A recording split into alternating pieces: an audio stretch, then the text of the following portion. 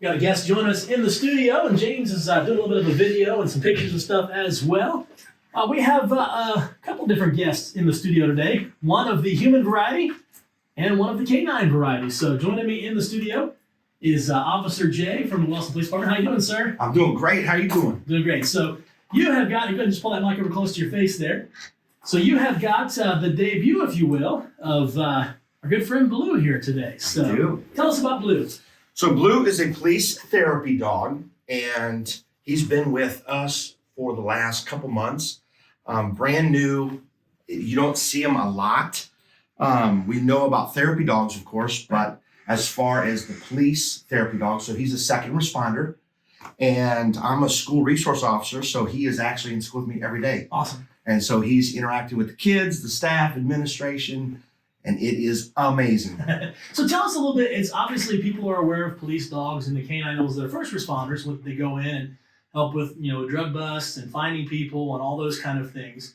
How does it work differently with a school therapy dog or with an officer's therapy dog? Tell us what the program entails or what you would be doing with So absolutely. So most of those dogs you would never walk up and pet. Right. A regular police dog. So this is the kind that's supposed to be pet right. and to interact with people. So what would happen if there was a tragedy, if there was something traumatic that took place, that as a second responder, let's say that something happened with an accident, and so kids are there or people are distressed. And so he would come in, and then all of a sudden, it's called a reset. Okay. So that when he's there, it automatically, same with us. Yeah. Absolutely. When we're engaged with animals, it brings our stress level down. And so that's kind of emotional, the de-escalation aspect.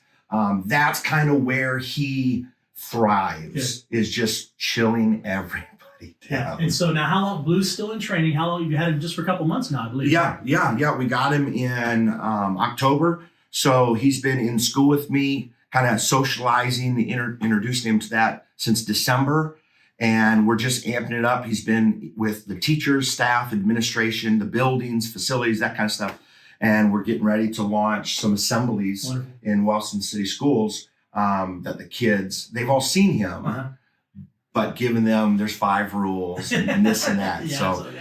So that's and I'm assuming very well received so far at the schools? Incredible. Yeah. Incredible. And like just the other day, I had one of our students, I don't know if she's autistic, but something similar to that. And just coming out and touching him and the laugh and with stressed teachers or whatever. Yeah. I mean, it's just, you can see it on their face that stress level just comes through. Well, like you said, there's just something about being around a dog. I know some people don't like dogs for whatever reason, but I came out, he was just kind of laying there. I was like, do you mind? You're like, absolutely. And immediately he was just like, okay, belly rub time. He knows. And so it is. There's just something about it that brightens your day. And like you said, kind of maybe helps bring the stress level down a little bit and that type of stuff. So tell us how did you guys come up? I mean, it's a newer program, like you said, for a lot of things, and you don't hear a whole lot about it. How did Wellston come across this? So with school resource officers, we have an association in the state of Ohio. And so my chief, who rocks, is always giving me opportunities to go and train. Right. And so there was a training thing. If there's anything about a therapy dog that you need to know, implementation for his type of service. And so I went to it and they started talking about it.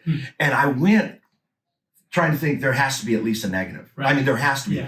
And there was nothing. And they started giving statistics and how it works.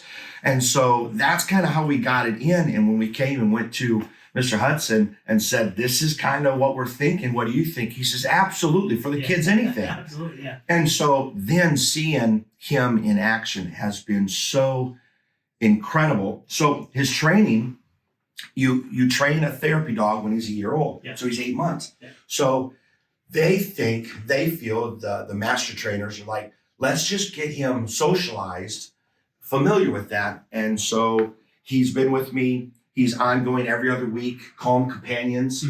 Chris comes down, who's an amazing trainer. She comes down, works with him.